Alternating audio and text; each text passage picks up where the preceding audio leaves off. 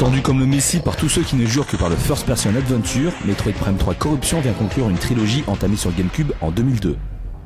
Le retour de la franchise sur Wii se termine donc par Metroid Prime 3 Corruption, pas nécessairement spectaculaire, mais qui démontre une fois encore la maîtrise de Retro Studios et de Nintendo dans un genre dont ils sont d'ailleurs à l'origine. L'aspect visuel de Metroid Prime 3 Corruption est le point sur lequel les avis risquent de diverger le plus. Depuis son passage sur Wii, il est indéniable que le jeu a gagné en maturité, en finesse, en couleur et aussi en efficacité. Si certains souligneront volontiers l'immensité des niveaux, on préférera féliciter Retro Studios de les avoir rendus encore plus complexes que les deux premiers volets. C'est simple, les allers-retours pour récupérer un item, résoudre une énigme ou encore atteindre un passage jusqu'alors inaccessible n'auront jamais été aussi nombreux. Toutefois, Retro Studios a intégré des raccourcis pour éviter de se coltiner la totalité des couloirs d'un niveau que l'on revisite, ainsi que des points d'atterrissage pour poser son vaisseau. Toutefois, il n'est pas complètement faux de dire que Metroid Prime 3 Corruption laisse une impression de déjà-vu, une fois les 10 premières heures de jeu bien entamées. Propose rien de bien nouveau, mais comment impressionner la foule avec une machine qui en termes de puissance pure n'arrive pas à la hauteur d'une PlayStation 3 ou d'une Xbox 360. Peut-être en jouant sur des effets plus clinquants, une animation plus fluide, des monstres plus nombreux et une interface plus complète. Bien plus que la qualité de sa réalisation, c'est surtout le gameplay de Metroid Prime 3 Corruption qui intriguait le peuple. Dès l'échec que fut Red Steel quant à l'exploitation de la doublette Wiimote Nunchuk, tous les regards se tournaient déjà vers Retro Studios et son bébé, comme si l'on pensait qu'ils seraient finalement les seuls capables d'importer un clavier et une souris sur Wii. Impression confirmée aujourd'hui car le titre s'avère être une véritable jouissance en la matière. C'est vrai, la prise en main est plutôt délicate dès les premières minutes de jeu, mais le positionnement des boutons facilite considérablement l'acclimatation.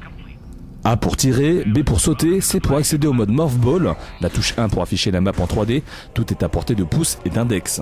Dès lors, on peut se concentrer sur le lock des ennemis qui a subi un léger lifting pour gagner en précision. En pressant le bouton Z, on peut cibler son adversaire et même strafer pour pouvoir le contourner. Mais après avoir ciblé son ennemi, on doit ensuite ajuster son tir avec la Wiimote.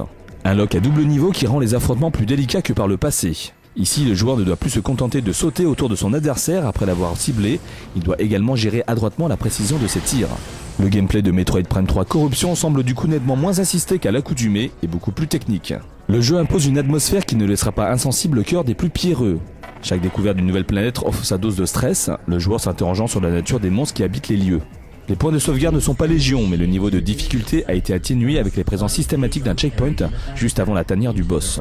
L'ambiance sonore de Metroid Prime 3 Corruption est quant à elle excellente. En commençant par les dialogues qui ont bénéficié d'un travail d'orfèvre avec des acteurs en voix crédibles. On apprécie particulièrement celle de l'ordinateur chargé de guider Samus à travers les dédales des planètes.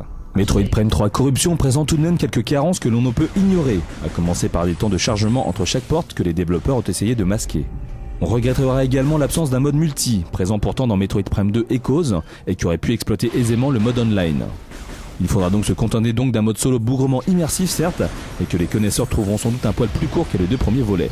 Metroid Prime 3 Corruption achève donc la trilogie avec brio, même si finalement le tandem Wiimote Nunchuk s'avère être la seule réelle nouveauté de cet épisode. Concernant la réalisation, le jeu profite naturellement des capacités de la Wii, mais ressemble grandement aux deux chapitres précédents. Si sur la forme on restera donc sur sa fin, c'est dans le fond que Metroid Prime 3 Corruption exprime tout son talent.